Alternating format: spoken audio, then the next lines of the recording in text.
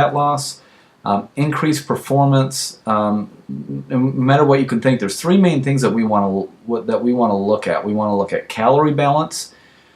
We want to look at a negative carbohydrate balance and a carb, or the relation between carbs and performance. So it gets really, really in depth, and that's why it has to be personalized, because the amount of carbohydrates that a person needs, first and foremost, is dependent on the activity that they are performing. So someone that is ultra active, someone that does a lot of high-intensity training, one really important thing to keep in mind is that the higher the intensity, whether it's weightlifting, high-intensity cardio, interval training, whatever it may be, the greater percentage of stored carbohydrates your body will use. The lower the intensity of the training, the greater percentage of stored fat your body will use. So it's why a lot of people, athletes or weightlifters, will hit what's called a wall, where they'll be exercising, working out, and just feel drained, because they have, because what they have is they have all the stored carbohydrates that are in their system. It's depleted, and once that depletion fully takes charge, they're not able to go into using any stored carbohydrates for energy anymore. So therefore, it's trying to tap into something, and because the carbohydrates aren't there, it's got to look for other sources. Now, there's a lot of studies out there saying that you can utilize stored or dietary fats for energy, but the majority of those studies are based on lower intensity training. So typically, whenever I'm counseling somebody, and if we put them on a low carbohydrate diet, we must accompany that with lower intensity training. And so therefore, there's really no other option. But when you're doing high intensity training, high intensity cardio, weightlifting, there must be associated with more carbohydrates associated with your diet, and it's going to be very specialized based on that particular individual. But we definitely want to talk about the calorie balance, being in a positive or negative calorie balance based on what your goals are.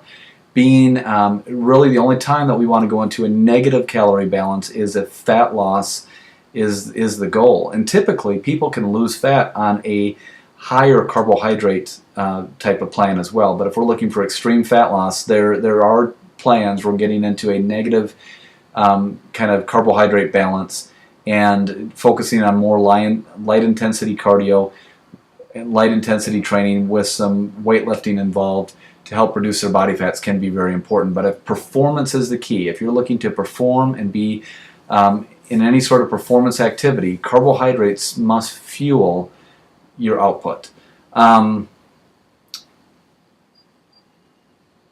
There's a lot of other myths out there about pre-workout, post-workout carbohydrates and what should be taken in pre and post. And a lot of that is goal specific. A lot of that is individual specific. Those that, like I said, occasionally we will reduce carbohydrate levels in people to reduce body fat if extreme low body fat is their goal. If just being in shape, leaning down, and being physically fit is the goal, then we want to put a higher emphasis on carbohydrates. And therefore, the pre and post-workout meals will be determined on how intense their activity is or how much activity they're doing. Keep in mind, the more intensity that they have in their training, the more carbohydrates that we are going to want to put in their system.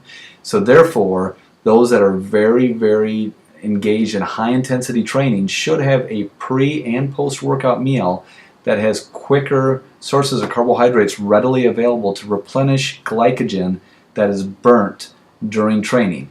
Those that are looking to do low-carb diets don't necessarily need to do pre- and post-workout carbohydrate meals because they're trying to get themselves into a carb-depleted state. But if carb depletion is not your goal, then taking in carbohydrates pre- and post-training is very important to replenish the carbohydrates that are burnt off during exercise. And also, it's very important, the types of carbohydrates, talking about never eating simple carbohydrates by themselves. If you're going to eat a simple carb, combine it with protein and fat, unless doing simple carbs pre and post training.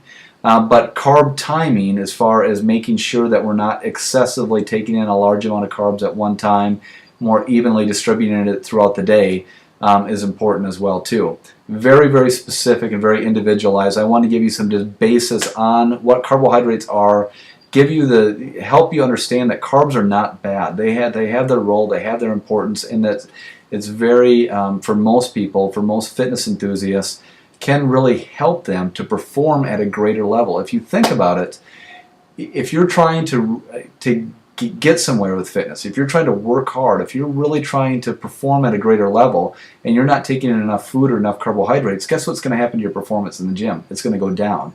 Most people need those carbohydrates when performing at high levels to push them through hard workouts and giving them the energy to do that. Also, whether it's a bodybuilder, whether it's an endurance athlete, I am also a believer as far as carb timing, the type of carbs that they're taking in at certain times, and carb loading, doing specific strategies at loading before events or before training to help them, give them enough fuel for the event at hand or the training session at hand.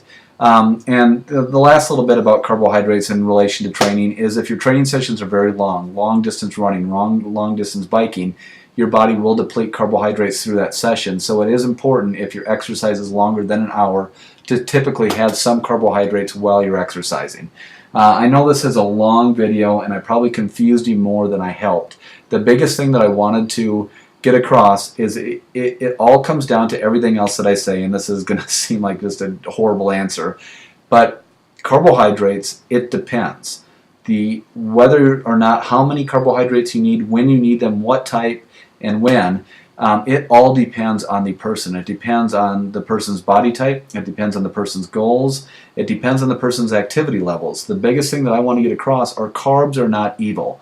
Carbs do not make you fat. It is your diet as a whole. It's your calorie levels as a whole in relation to your activity that will determine how many, whether you're storing or losing fat. And the biggest point that I want to get across is when you're looking at carbohydrates, it has to be specific for the individual, and it has to be determinant on what the person's goals are, what their activity levels are, and there's no cookie cutter approach to carbohydrates. It has to be what's best for you and what closely matches your needs for whatever your particular goals are. If you have questions on that, please contact us, because all of our coaching plans that we offer help specifically with helping you to map out how many carbohydrates you need for yourself. But just remember, carbs are not bad. It's all about how much you take in for your particular goals and when you take it in. That's the most important thing. I thank you for joining us today on this long video. Tomorrow we're going to talk about dietary fats. Thank you.